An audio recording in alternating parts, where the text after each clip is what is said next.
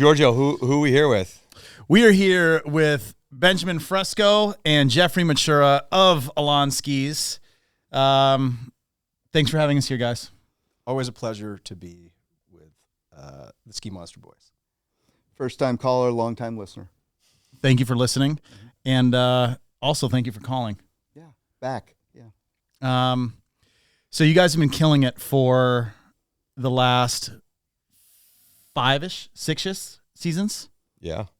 Ripstick came out for, let's see, what would that be? 2020, 2021 was the first one that really took off, right?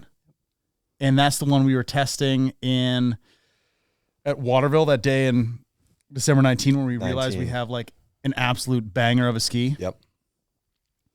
And dude, how about the timing of that ski? Like you had no idea COVID was going to be a thing, and you built this awesome all-mountain ski that you can put a shift on, and any ski that you could put a shift on in fall of 2020 was absolute gas. And if it didn't make sense to put a shift on, you know, it didn't sell nearly as well. Like, do you guys think COVID happening helped like Ripstick actually get traction and take off? Because that was the ski for that time. I think COVID helped a lot of things take off, and you know, we had a good product in place at the right time. So yeah, I mean, it's timing and lighting is everything.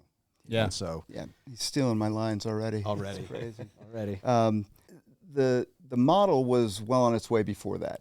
So we, you know, when we started this whole, when Ben and I both started with Elan 8 years ago, it was a model that was designed specifically for the NORAM market, and you know, heavily tested by us, and we thought we had something special. And so it was you know, kind of like a Coldplay crescendo of growth. Yep. Not massive overnight, not like a one-hit wonder, but we're like, yeah, we really have something here. And it hit at the right time when, you know, the groundswell of COVID happened. And so it was a lot of work that went in front before it actually really took off for us. But it's been a great ski for us, for sure. Great series. It totally has. And I just, you know, because another ski that launched that year, not an Elan ski, but the Armada Declivity, awesome ski, but that didn't make sense to put a shift on. And if COVID wouldn't have happened, I just kind of wonder if that just would have been slower to take off. And I think it got so many more people open to being on an Elan and give it a chance, which they did. And their expectations with that ski, I think, were very much surpassed because the skis are really good, and the ones you guys made for 24, 25 are better. Correct. What would you say was missing, or what were the complaints with the previous generation that people are most familiar with?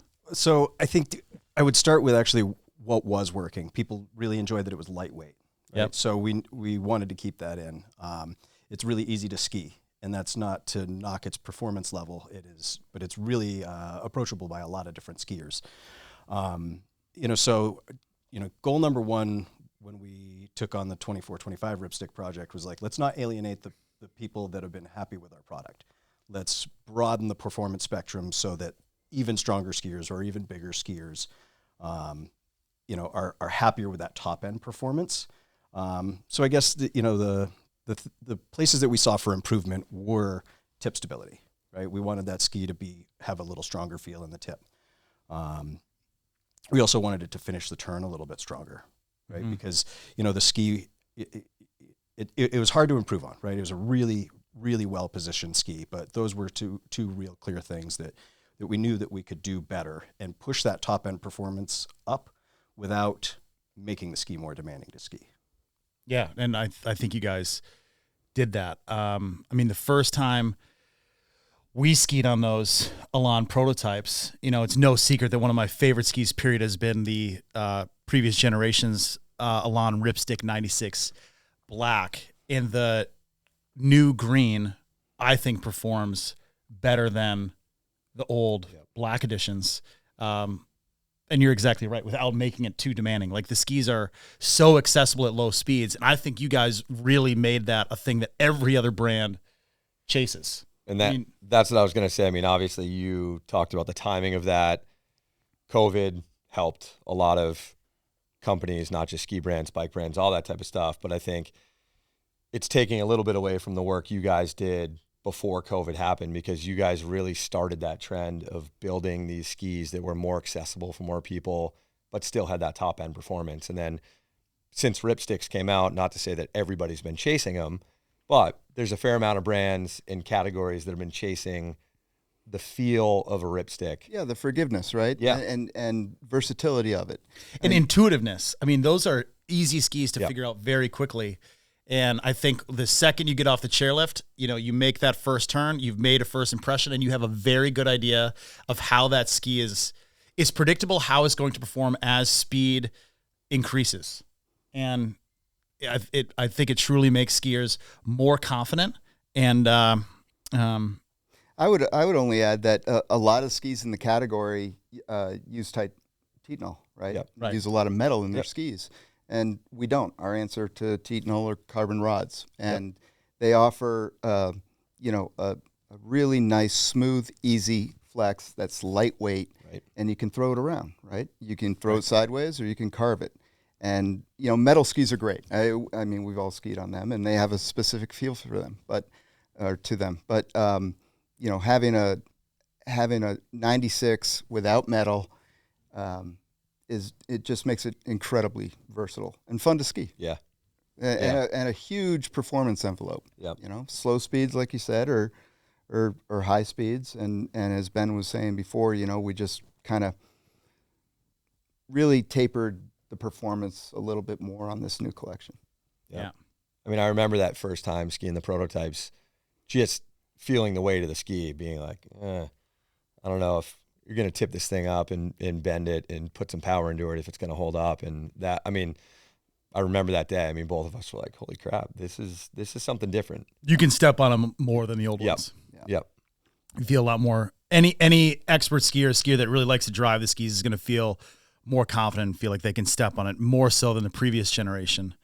And I'd also add, in the previous skis, the skis sounded like they were chattering. There was like an audio noise that you would hear that would suggest in any other ski that the skis aren't gripping.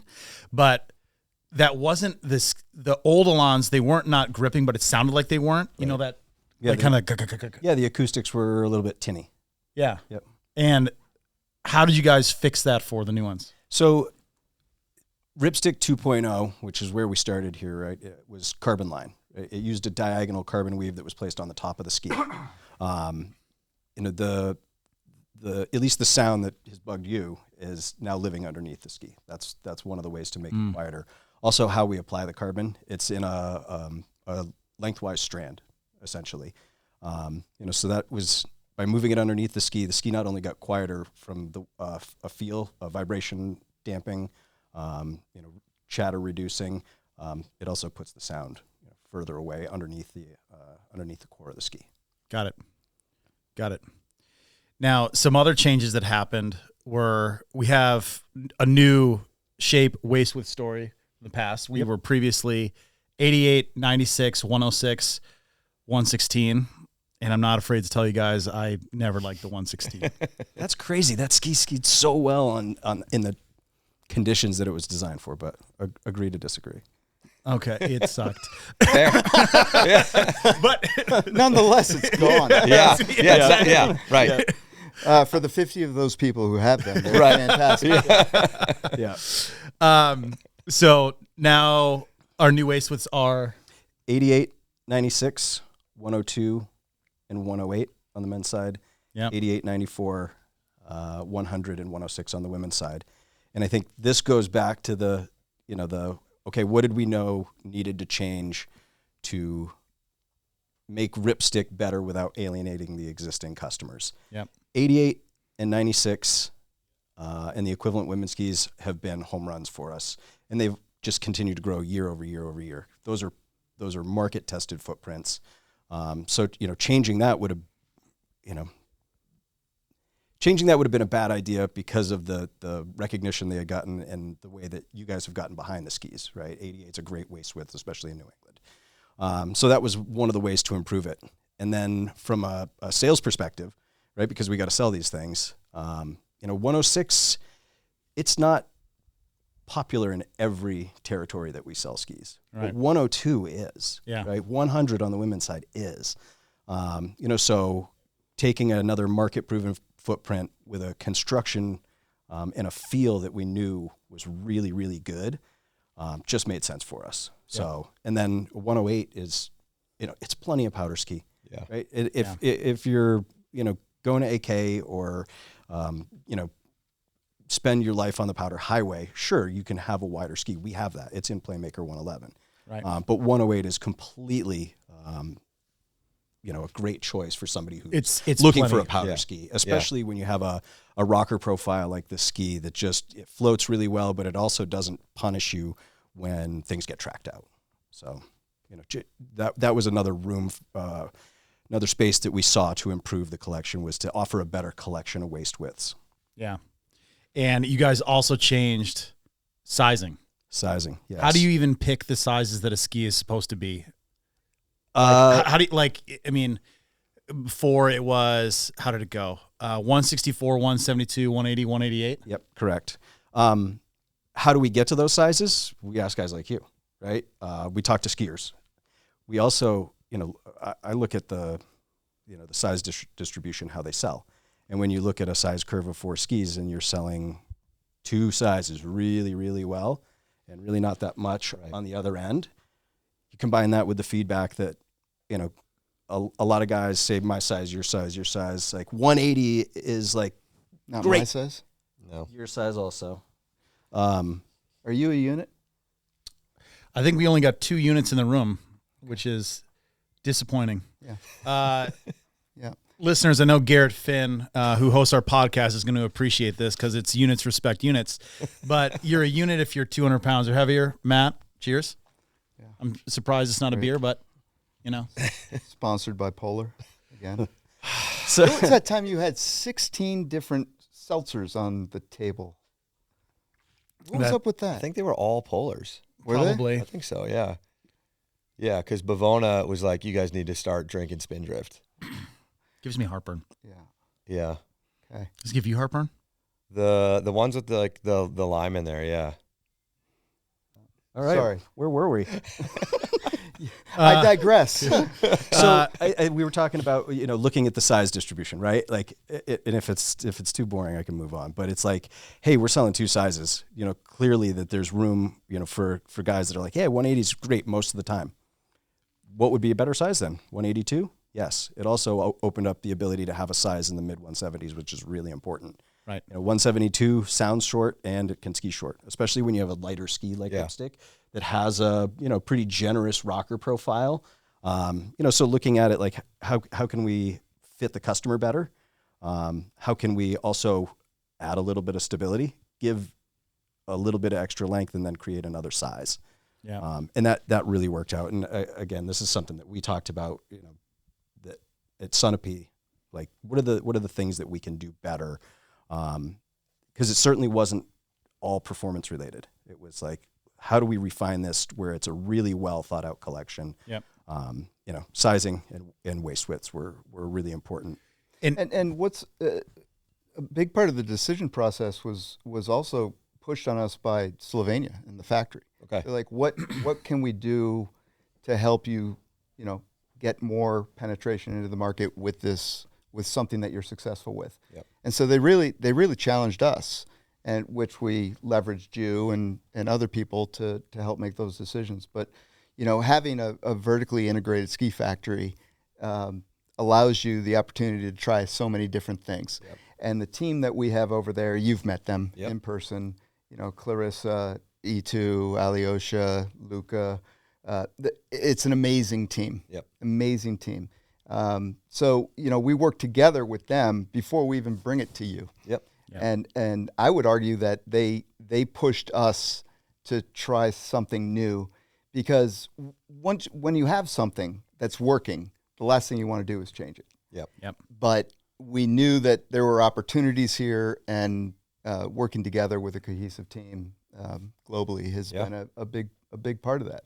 And when you're talking about, being vertically integrated, you mean that you own the manufacturing, you own the ability to do that, which isn't true for all brands. Right. I mean, Elan, you guys make some skis for some other brands that everybody is familiar with, but you're able to make some decisions or just work more closely with the factory than some other brands. And probably sure. pivot more easily, since again it's your own company, and you're able to make changes quickly, which is nice. Sure. And they were all on board with Playmaker.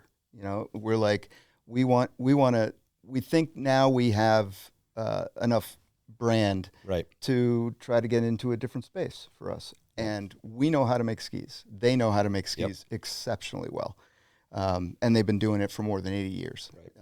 Right. So it's an exceptional factory with a lot of great R&D. Yep. And when we came to them with the idea, like, Playmaker, we think we can get into the, I won't call it a pipe and park ski, but just something a little bit more surfy and playful and fun.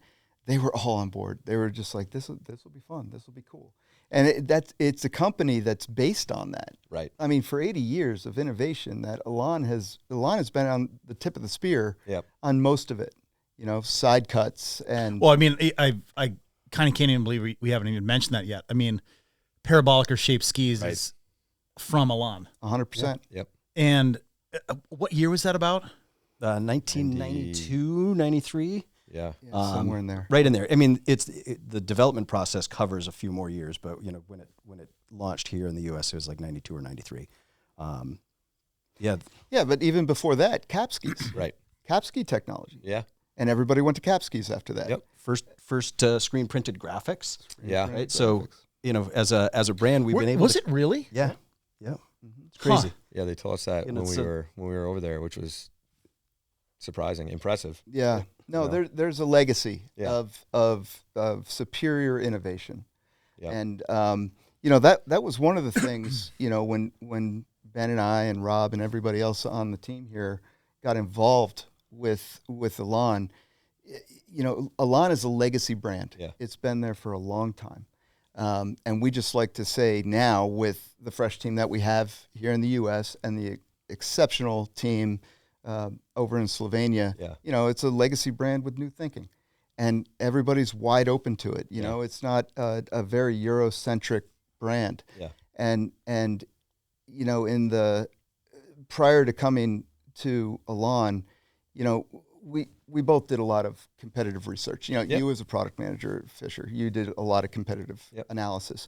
And Elan was always a brand that we looked at. And it was like, these skis ski great. And they look good, they're priced right, they're delivered on time. It's like, what is that secret sauce that Elan can add to just take it to the next level? And that's what we've been a part of. Yeah. And it's been a really fun experience to work as closely as we do with the management team over and the development team over in Slovenia, and have a little bit of fun in the process. And that was very apparent when we were lucky enough to go over there with you guys. 2 years ago now? 2 years ago in September, I think. And we've been lucky enough to go to multiple factories. Obviously, I spent a lot of time at the Fisher factory as well, and that it was very apparent.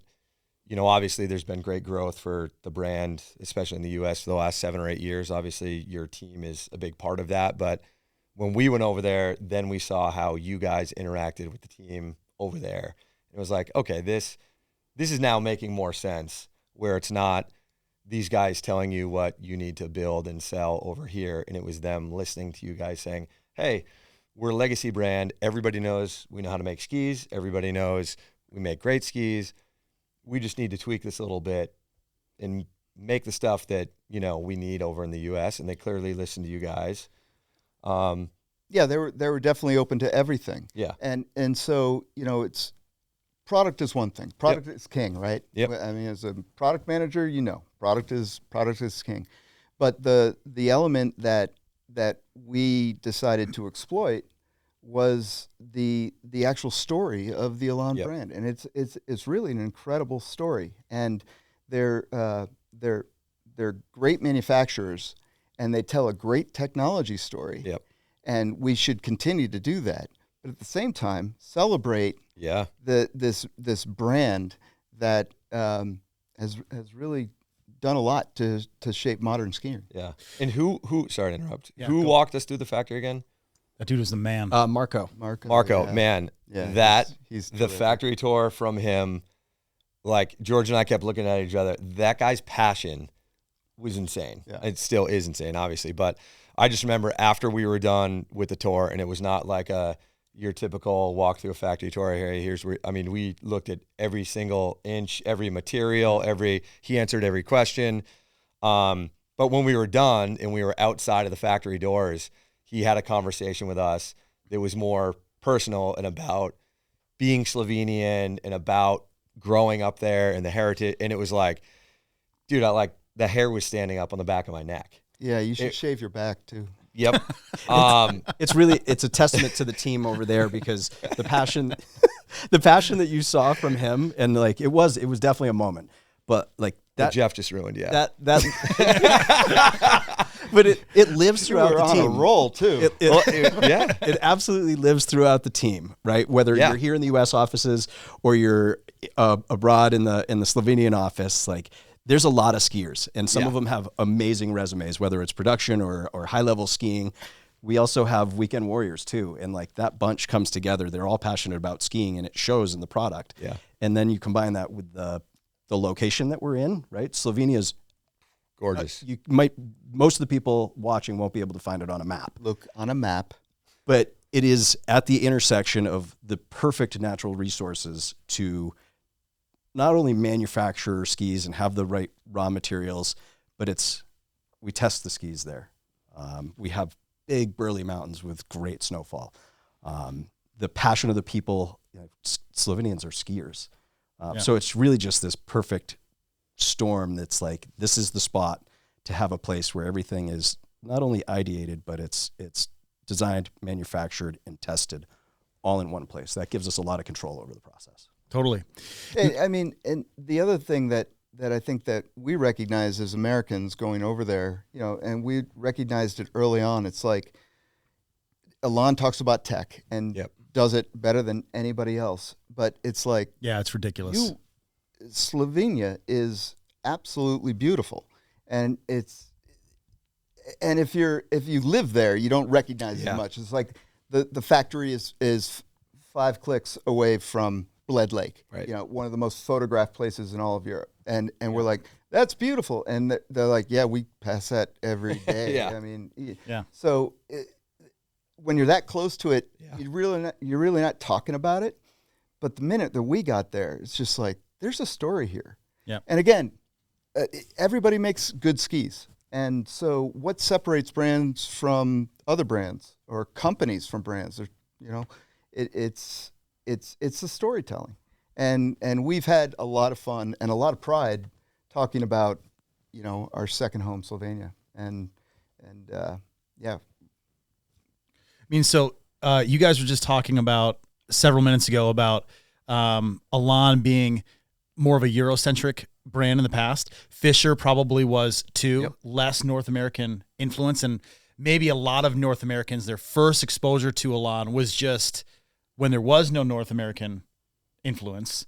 And I mean, when do you think that North American influence really happened with Elan? Or what is let's back up. What do do Europeans want in skis? If Europeans had their choice at the manufacturers like at Fisher or whatever, what do those markets really want? And how does it differ from the North American market? I'll take that one. Okay. Because I had an interesting conversation on a vacation one time in St. Anton.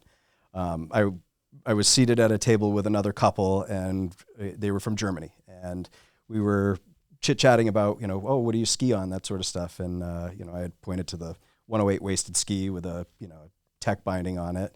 He said, well, what do you use that for? And I said, well, everything, like this is the one pair of skis that I bring here. And he looked at me and he said, I have only ever bought one particular ski in my life, and it was a Fisher World Cup RC4 slalom. Yep. He said, but I've only also purchased one type of automobile in my life, and it is a BMW 535 whatever. He said, the experience that I'm looking for out of a pair of skis is a sporty driving, performance feel where, I guess if you were to, compare it to the American market, we're into pickup trucks and sport utility vehicles, right? Yeah. You might not always be towing 10,000 pounds, but like, boy, it's really nice to be over-prepared when you need it. Totally. Right. So, I think it speaks to why, this product behind us here is like, this is really representative of what skiers in the United States are really interested in. Not that there's not pockets of carving, and especially here in New England, you have to have those as well. But, I think that's the biggest philosophical difference in like what each market needs for product. Yeah. Right? There's a lot of inspiration taken from racing in Europe, right? Where here it's, you have to have a subscription to find it on television. Yeah. Right. We're interested in different things. And skiing is a way of life over there. I mean, it's what are we, between 3 and 4% of our population skis in the U.S. and over 90% there skis. So I mean, it's literally a way of life over there. So it's that's obviously a big difference. You hit the nail on the head. That Central European customer is more front side, high performance focused. Although I think in the last 10 years it's changed a little bit, especially pockets like St. Anton. Anytime I went there was always a certain amount of people that you would see skiing off piste versus you'd go to certain resorts and it was like you're literally riding up the chairlift, looking down at, you're like, it hasn't snowed in a week. Yeah. And there's a foot of fresh powder right off the side of the trail. What is happening? Yeah. Like, are we not allowed to go do that? Yeah, it's got pockets. Verbier, Lax, Yeah. have more of a Chamonix. free ride type Yep. culture. But your question was, when did this start? Like, where did the influence come from on the Ripstick side? And I would credit Blake for starting that. Yeah. Because it was, Ripstick was here well before we were here. Ben and I were here. Yeah. I think it was in its first year when we actually started over here, and I remember talking to Glenn and he's saying, "Dude, we have something really good going right now." Yeah. I'm like, that's all right. Let's jump on that train. I mean, the guy is hardly ever wrong, and if he is, he's not going to tell you. But no, he's been a great influence on the development as well. When we were testing those prototypes, you brought up one of the things that Blake really wants in a ski, and he wants a ski to be able to skid well. Mm-hmm. Yep. And it's so interesting because anyone listening, next time you're on, your Elan Ripsticks and you just like smear or skid a turn and they skid so much better than everything else. It doesn't do that whole chuck that everything else does. And for people that are trying to figure out how to carve or they're still in kind of that skidding thing, dude, there's so much more balance and in control. And they're fun. Right. I mean, well, exactly. And they self-correct and, Yep. it's They don't really beat cool they don't feel. beat you up. No. No. But like I think it's kind of stupid. Like, why would you not want to? So many skiers, like are skidding turns, and the fact that they're actually making a ski that skids a turn pretty well, Yeah. and could still fucking rail a turn, Right. awesome. Yep. We're allowed to swear? Oh yeah, you've been holding it back. No. Oh yeah, no, don't. don't. I just wanted to know the ground rules. Yeah. I've honestly been waiting for Matt to look that way so I can see if he actually has hair on his back. So gross. Oh my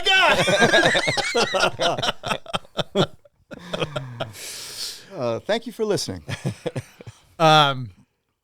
So I think I understand part of the Eurocentric thing, and then when you talk about the vertical integration as well, and inventing cap skis, which is a lot of lease skis, rental skis, first price points, so you could actually make a more affordable ski for so many people, and it addressed kind of like a void in the market.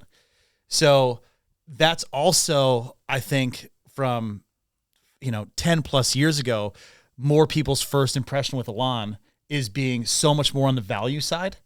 And I think in some other brands, their first impression with the brand is all in a flagship in the very high end. And that's not, it's very obvious that you guys can make unbelievable skis and do so for yourselves and for other brands that build at your factory. But that first impression, I mean, I think that's been a little bit of a hump to get over to, hey, we can make Premium cool products. stuff. Yeah. Yep. Yeah. Yep. That's one of the stigmas that the brand has had over here, for at least for the last 20 years. Yep. Prior to Ripstick and some of the successes that we've had. But it's still an incredibly important part of the business, right? Yeah. It's a three-legged stool. It's price point, it's lease, rental, and premium products. And so we just needed to focus on the premium side. Yep. and believe in it. I mean, we are a company of believers. We believe in what we're doing. And that's here, that's over in Slovenia. The entire team is bought into this. This isn't a paycheck. Yeah. This is a passion for us. Yep. And it's been really fun to be a part of that, adding that other leg of that stool and having, relative success with that. And I think Playmaker's a direct result of that. I mean, they saw the success of Ripstick, and it kind of opened that door to like, okay, we've had a little bit of success in this category. Now we're ready to open that door into Playmaker, which, 7-8 years ago probably would have been laughed at if you came to the market with a ski like that. I know that sounds harsh, but I really do feel like a Ripstick kind of opened the door and opened a lot of minds to people to take a look at Elan that maybe hadn't before. Yeah, 100%. Yep. Yeah, I think the Ripsticks changed a lot of product managers from other brands' minds of like what we should do, what we should go after. Skis don't have to be difficult to ski to like be badass. Yep. And I mean that, there's so many more tangible innovations that have happened in the past, but that's more of like a feeling one that was neglected, and you guys changed that for people. I think it's great. I think an important part is knowing who your customer is too, right?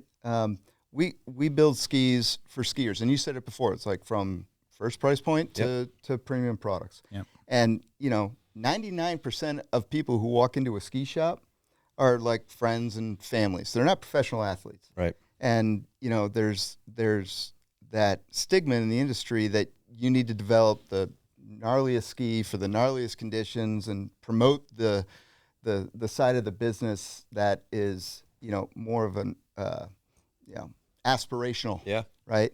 The toe-ins in Alaska and super steep couloirs. But at the end of the day, people aren't doing People that. skid and turns. Yeah. So why not make a product that has a really nice, versatile performance envelope? Yeah. That you could put advanced intermediate on any one of our Ripsticks, and they're going to have a great day. Yeah. And you can put an expert skier on it, and they'll be hard pressed to outski it. Yeah. So making skis that are versatile, I think, is really, really important. And talking to that customer too, right? Because we were guilty of it for years. Just in our previous lives, just focusing on that athlete driven, and athletes definitely still drive product. Don't let me say that they don't, but I think we haven't really focused on who's really skiing out there. Right. Yeah. And doesn't always have to be a top down approach. No, it doesn't. Yep. It doesn't. And be comfortable in that skin, right? Yeah. Be comfortable in that skin. I mean, you guys have been marketing skis for a really long time. Jeff, yourself for I don't know how long, but you've marketed skis for a while. At least 70 years. 6. But back when magazines were much more present, you were getting a monthly magazine. I mean, that was a lot cooler to see that aspirational thing in there, and just the whole landscape of media has changed so much. And maybe just being a little more real with just addressing the fact that there is this other skier, the majority of skiers that aren't doing that. Yeah, and that was, as you mentioned, that was an industry problem for a long time. For sure. I mean, we spent our marketing budgets on pushing athletes in extreme, and every print ad, you've heard me say this before, like there was a period of 5 to 10 years where I felt like you could literally just take a logo and move it to the next print ad from whatever other brand. It was the same. It was an action shot, maybe a headshot with a product and a tagline. Yep.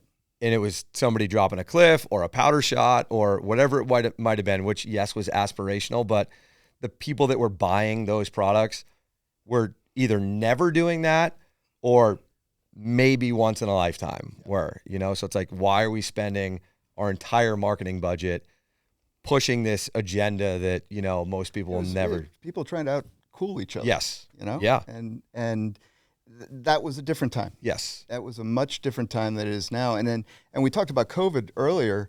That opened a lot of doors for a lot of skiers. Yeah. Like people who hadn't skied before, that was one of the only things you could go do, right? Yep. So you have this whole new market of people that are getting into the sport, which is the greatest sport in the world to do with your friends and your family. Yeah. And we're celebrating that. Yeah. Yep. Yeah. I'm sorry, I'm kind of stuck on this athlete thing. It is amazing how much more present athletes were 15, 20 years ago, whatever it was. I mean, with X Games, magazines. I feel like there was just more. That was just a huge piece of the puzzle. And now, you have, athletes that kind of move the needle. Blake is definitely one. Still one of the most marketable guys in the industry. 100%. Sure. Yeah. Skiing's greatest ambassador. Yep. Yeah. Of all time. He speaks to every level of skier too. Yeah. Right. Going skiing with him it's a treat to see how many skiers from different walks of life recognize him, approach him, and then how he interacts with all of them. Guy never forgets a name, never forgets a face. Oh yeah, I remember you came up to me at an event and you broke a pair of skis. I made a call. How's your dad, by the way? Yeah. Those sort of conversations that he really remembers. And that's what makes him, beyond special as a, ambassador to the sport of skiing, not just Elan. Yeah. I was testing skis with Blake at Mount Hood for his pro model, and went up there for a couple of days at Hood, and if you ski at Mount Hood, you get up early, you're on the lift early, you're off the hill by 11 o'clock latest in the morning, and we're on our first or second run, and he skis by a ski racing group that were probably 10 to 12 years old. And they're like, oh my God, that's Blake. And so he stops and he's asked me to hold his poles so that he could start doing merry-go-rounds with holding hands in a circle of all the skiers all the way down. And he did it for like 4 more runs. And it's like, Blake, we got to sign off on this thing. We're testing skis here. Like, this got your name on it. He's like, this is so much fun. And so he's definitely the ambassador's ambassador. Yeah. Yep. We do have to wish him a happy birthday. Today? No, it was 2 days ago. Okay. So, happy birthday, Blake. Happy belated birthday, Glenn. No, you're not going to wish him. No, I don't know when this is going to air. We could be wishing him a happy birthday in December at this point. Depends on when you're going to. Truth. So technical. So technical. Look. What did we miss? What didn't we cover? What should we cover? We were just talking about something when Jeff interrupted. It was the hair on your back, I think. So gross. I think that was it. Well, so I think there's a few more bullet points on Ripstick, right? Here we go. We said we talk about product. We talked about the sizing, the improvements that we made there. We talked about the waist widths, what we did there. Just a few real subtle changes in terms of construction that result in, big improvements. And it's, how the 3D shape of the ski, that changed. It went from a traditional box construction to that trapezoid shape. So the same deal that the Playmaker has. Exactly. We've learned a lot starting with Plake ski, which translated into Playmaker, and we really liked what that did in terms of, it's easy to get into a turn, but it's rock solid underfoot. So, we tuned that for Ripstick. We did talk about changing how we use the carbon in the ski. Carbon rods are still there, right? That's still a big part of our story, as Jeff talked about earlier. It's our answer to metal, and it's one of the reasons that Ripstick has a really unique personality. And then we added some flax fiber to the tip. It's a natural material that is great at controlling vibrations. And then we did change the side cut a little bit. Right, I think you guys noticed that. We're like, hey, there's something different about this ski. Yeah. And one of the answers to like, how do we also make this ski more quiet, not without putting more weight in it? It's make the tip slightly narrower, right? Yeah. In those chundery conditions when it can, too much tip shape can knock it off a trajectory.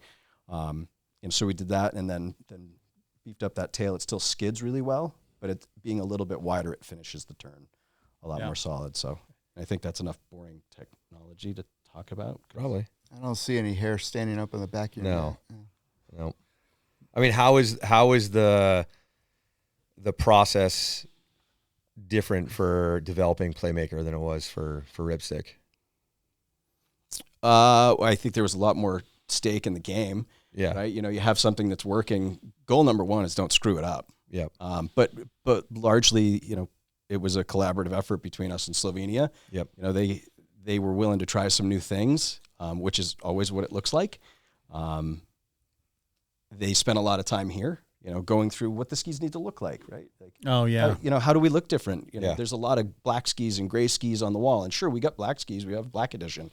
But I think we also stand out from a visual appearance too. What was really cool in a couple of those meetings is The meetings with Clarissa. Clarissa Right. and Alyosha, yes, and Alyosha. Luca and the previous generation. Yep. Is, like when we would say like they'd have whatever screen prints on the floor that we'd be checking out, and we'd say like, what if this was here, and then they would get on the text or email whoever in Slovenia, and then there would be, whatever the new graphic was up on their screen. And not the same as a screen print, but like you're like, okay, yes, that was good, or no, it wasn't. And just how quickly Watching things happened. Yeah, watching Clarissa be able to take existing ideas or implement ideas essentially on the fly.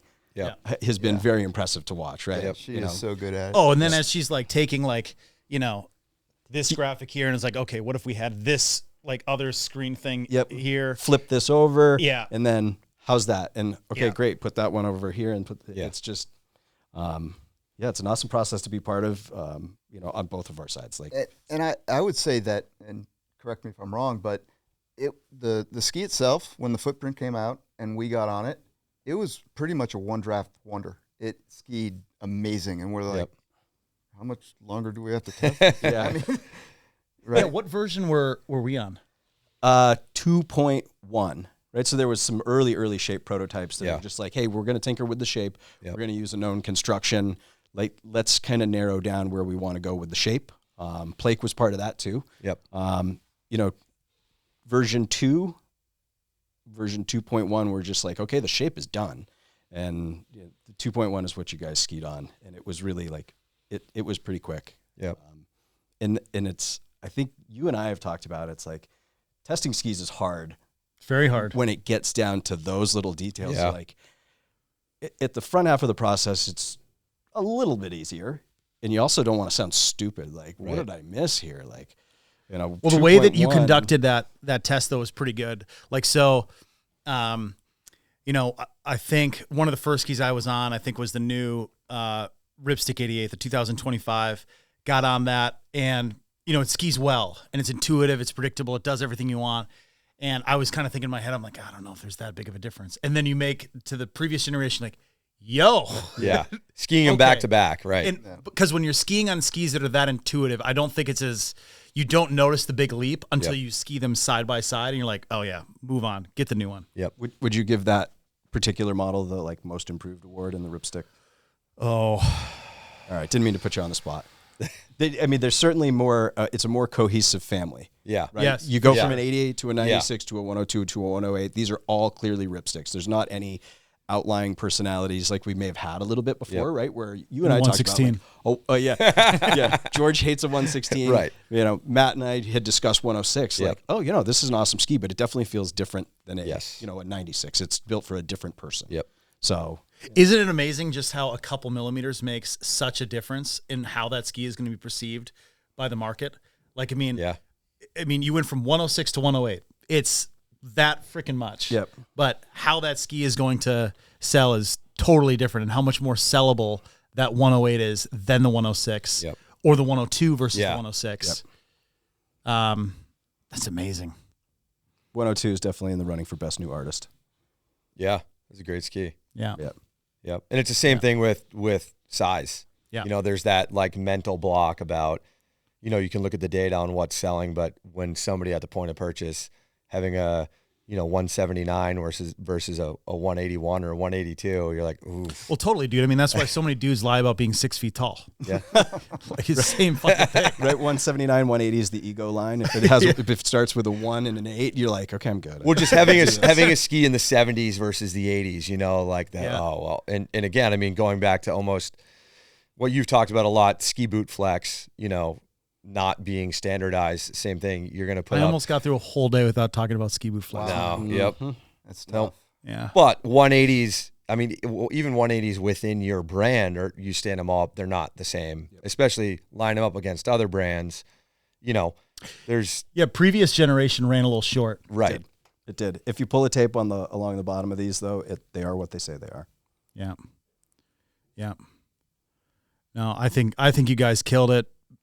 Ben, I mean, the whole team, but Ben, you did a killer job with this Agree. year's skis. I mean, they're fucking awesome. Don't bleep that out, Kirby. Thank you, but you obviously know that it's a much bigger group, you know, that has a lot to do with this. You know, so For sure, you guys are very cohesive, but I think, you know, like one thing we've noticed is going to all these factories is like, you know, everybody can make some really great stuff, but that product manager has to pick the thing that people end up being on, you know, really kind of, I mean, you're kind of like a DJ, a producer, whatever. I'm playing what the people want. And this was a fucking hit. And everyone, all these other brands were chasing the previous generation of Ripstick. Right. And then you fucked them up and like you one-upped yourself. And it's like, well, now chase this now, motherfucker. you get a zig when everybody else is zagging. Yeah.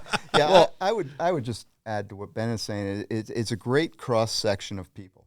Yeah. That help product to get to where it is. Yeah. And agree, you know, Ben, Clarissa, they work together very closely to make the right decision, but it's not a surprise when it happens. It's Right. like, yeah, that's exactly what you said you were going to do. That was the goal. It's right. perfect. Yep. So it always takes a cross section of people. Like you've been involved in hundreds of ski tests, both on the manufacturing side and on the retail side.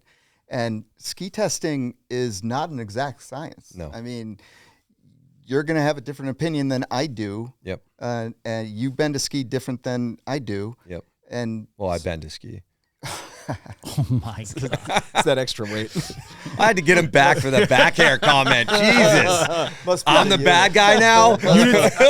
Units respect units, dude. Yeah, exactly. Yeah, but you know, having that cross section is really important. And then, you know, it's up to the product director and to, you know, pick out the, you know, least common denominator and say this must be it. Yeah. And that and I'm sure you can attest to this, well, both of you guys at this point, but that's not something that happens overnight, especially working with European counterparts. I mean, it takes years for them to trust you enough to start going down that path. And then all of a sudden, after enough years, you're just, like you said, that cohesiveness happens. And it's not like, okay, Ben's pitching this idea. We really got to do our research here. It's like, okay, Ben's pitching this idea. They need this. He's confident this is something that's going to work. Let's get started on it. But that not every product manager here in the U.S. has that trust with their counterpart in Europe. For sure. I would actually argue that Slovenia was very attentive to what we wanted, you know, immediately. Yeah. And it wasn't like trying to back and forth argue. Yeah. Like you know, if that was your experience at Fisher, you know, where they yelled at you and you don't need a 95 underfoot, you need a 65 underfoot. That was never part of the discussions. When they were very open to everything that we thought we needed in order to be successful. So it's been nothing but a great experience with that entire team. Yeah, good. Ton of trust. They feel like family. When we're over there, you guys saw it's definitely being more with friends than coworkers. Yeah. You could have been a better cowboy that night, though. I shaved your damn beard for you. You were one of them. Yeah, I think we have a picture of a couple of people shaving my beard. Yeah, that was weird. Lucky you. Yeah, You guys were good cowboys. You had your mask on. Ben was a pretty bad cowboy at the end of the night. All right, let's go. Hey, let's agree to settle with sad cowboy. Sad, yes, sad cowboy. Yeah, he was. that was a hot mic. All right. What was your favorite part of Slovenia? Oh man.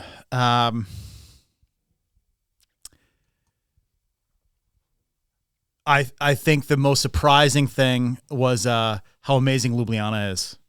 Yeah. When my wife, I called her, she called me, and we were over by Pop's, the burger place. I think we were having apps and a beer. Yeah, when you first got there. Yeah. Yep. And she, I talked to her, and she's like, "So how is it?" I was like, Kara, I've never used this word before, but this is heavenly. This is just like, you're surrounded by castles. The architecture is amazing. There's these bridges and, water. There's somehow like you walk up to every single cafe. Dragons. Dragons. And there's a place to sit. And it's like, oh, which way do you want to look? You don't feel like it's, the temperature is somehow like perfect all the time. It's the right size. It's the right size. Feels safe. It's awesome. I had the best pizza of our life. Best pizza of our freaking lives. Yeah, Greg, the owner of Pops. Yep. Yeah, shout out to him because for sure. we see him every time we go there. Yeah. Huge supporter of the brand. Yeah. Oh man, that was good friend. Yep. Yeah, he came down and had dinner with us. Yep. It was. Oh, dude, he put on a great insane. show. Yep. The pizzas, the wine, the meatballs, everything. He's put on pizza clinics for the HQ office. Really? Yeah, on multiple occasions. What does that mean to put on a pizza clinic? Like invites the entire team in to like make dough, toss their own pies. Oh, wow. Then, enjoy it. Yeah. Wow. You guys are going to have that pizza in a couple weeks probably, aren't you? When you head over. It's going to happen, isn't it? Yep. We're heading over with our entire rep force. Crazy. And our sales meeting it's not in Slovenia. It's actually in Croatia. Yep. Which is going to be great. You've been to the sales meeting before, and they put on an incredible, not only show but education and entertainment, and they do just an amazing job. Rebecca puts that all together, and really what's the theme this year?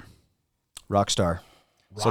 So when we were mentioning cowboys, obviously.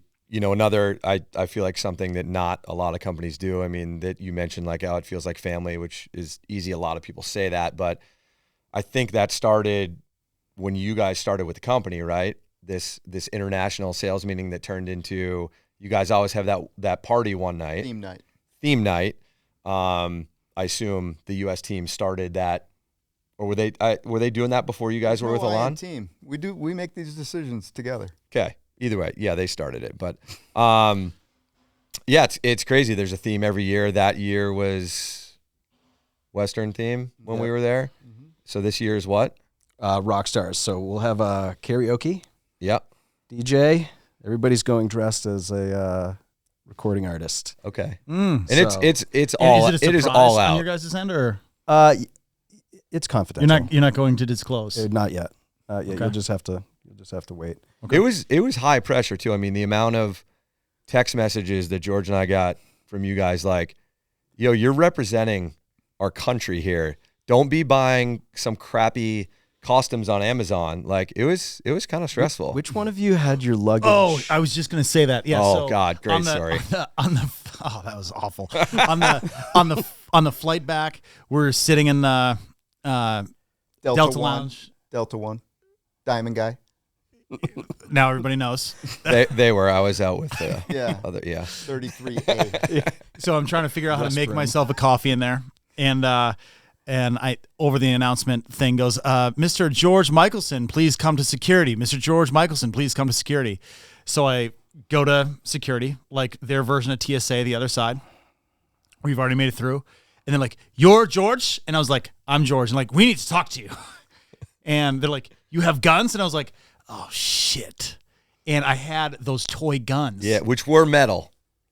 In my bag. And I'm like, "I'm sorry. I was at a costume party."